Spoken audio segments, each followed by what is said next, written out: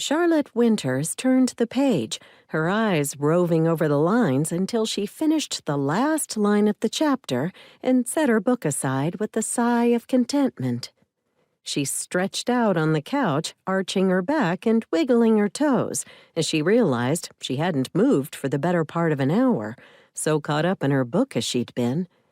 She'd like to keep reading even now, but she promised herself 20 minutes before that she could only read one more chapter before she got to work, and now the time had come.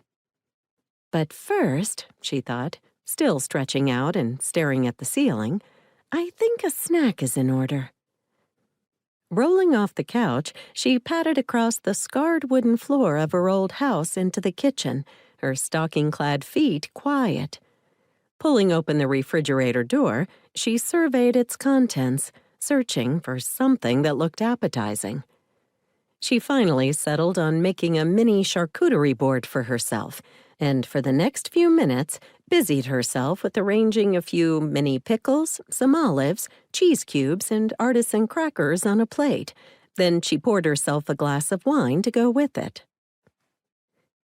That accomplished, she carried the whole thing over to the table and sat down, reaching for a cheese cube and popping it in her mouth.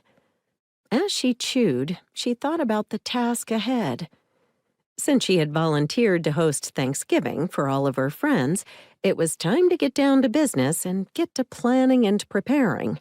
After all, Thanksgiving was only a week away. A quiet woof at her feet pulled her from her thoughts, and she looked down to see Bruno curled up by her feet, wagging his tail and looking up at her hopefully.